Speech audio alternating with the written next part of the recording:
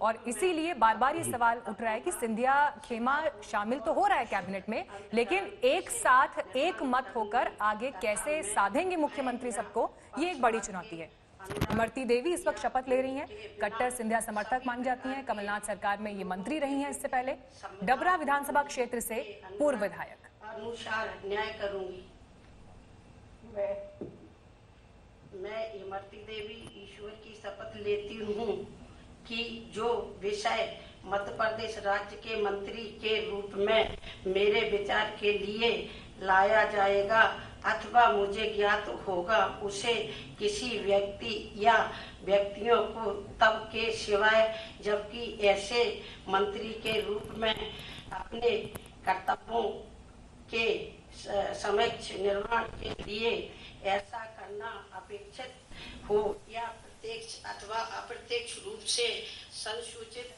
या प्रकट नहीं। राजेश जी लगातार हमारे साथ जुड़े हुए हैं। राजेश जी, बहुत मुश्किल हो जाता है क्योंकि कई चेहरे, कई लोग ऐसे शामिल हो जाते हैं आपके मंत्रिमंडल में, आपके खेमे में, जिनके विचारधारा से आप बहुत ज्यादा सहमत नहीं होते हैं, उनकी पहले आलोचना कर चुके होते हैं। ऐसे में उनको साथ लेकर चलना एक बहुत बड़ी चुनौती होता है। देखिए, ये चुनौती तो शिवराज सिंह चौहान को आने वाले दिनों में बहुत बढ़ जाएगी, क्योंकि हमने देखा है कि जैसे अभी जो इमरती देवी शपथ ले रही थी, जब वो पिछली बार कमलनाथ मंत्रिमंडल में शपथ ले रही थी, तो वो हमेशा हरदम अपने बयानों से अपनी ही सरकार को मुश्किल में डालती थी, कमलनाथ सरकार को मुश्किल में डालती थी। और वो खुले और तौर पर कहती थी कि अगर सिंधिया जी कहेंगे तो मैं कुएं में कूद जाऊंगी। तो अगर वो सिंधिया उनके लिए हमेशा सर्वोच्च प्राथमिकता की रही है। आपको याद होगा 1977 और 80 के बीच में जब जनता पार्टी थी, देश में सत्तारूढ़ थी, तो भारतीय जनता पार्टी का गठन ही इसलिए हुआ था कि दोहरी सदस्यता का मसला था। अब यहाँ जो मामला है वो ये है कि सिंधिया समर्थक विधायक भारतीय जनता पार्टी के कहलाएंगे या सिंधिया के विधायक कहलाएंगे, ये बहुत बड़ी बात है। 90 दिन करीब उनको भारतीय जनता पार्टी में आए हो गए, लेकिन अभी भी उनको भारतीय जनता पार्टी का विधायक नहीं माना जाता, उनको सिंधिया समर्थक कहा जाता है। भारतीय जनता पार्टी की पार्टी पॉलिटिक्स में कभी भी किसी गुट विशेष के विधायक या पक्के तौर पर बंटवारा करके नहीं देखे जाते। ये एक बहुत बड़ी चुनौती है जो शिवराज सिंह चौहान के सामने आने वाली है।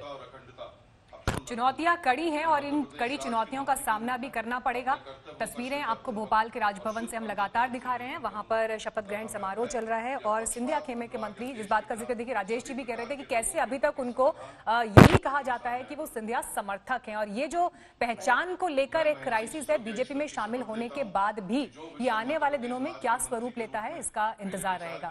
राजेश जी, एक अहम सवाल ये भी बनता है कि हालांकि अभी पोर्टफोलियोज किसे क्या मिलते हैं उसके लिए इंतजार करना पड़ेगा, कुछ कंफर्मेशन भोपाल से ही आए, लेकिन बड़ी बहस इसको लेकर भी चली कि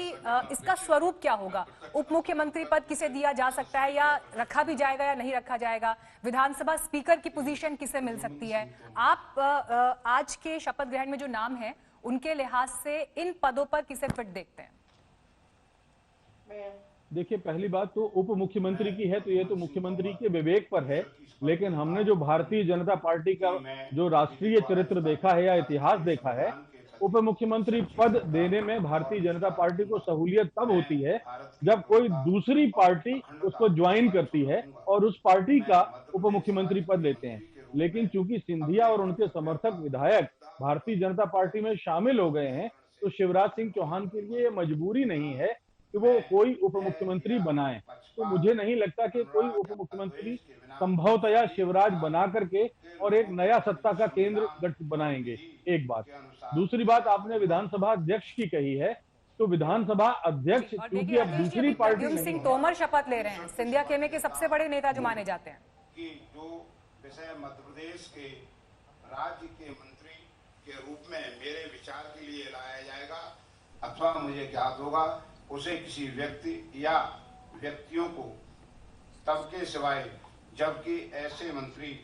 के रूप में अपने कर्तव्यों के। प्रद्युम्न सिंह तोमर, राजेश जी 2 बार विधायक रहे हैं, ज्योतिरादित्य सिंधिया के समर्थक और सबसे बड़ा नेता उन्हें कह सकते हैं, जो समर्थक ज्योतिरादित्य सिंधिया के खेमे से आज कैबिनेट में शामिल हो रहे हैं उनमें से।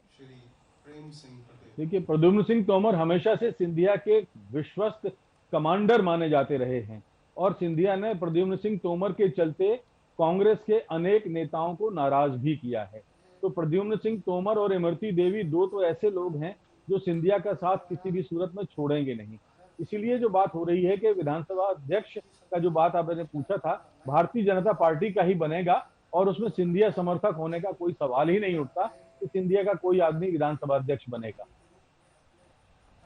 और प्रद्युम्न सिंह तोमर कमलनाथ सिंह सरकार में भी मंत्री रह चुके हैं, कद्दावर नेता माने जाते हैं और सिंधिया परिवार के बेहद करीबी ग्वालियर विधानसभा क्षेत्र से पूर्व विधायक रह चुके हैं और इस वक्त शपथ ग्रहण उनका चल रहा है।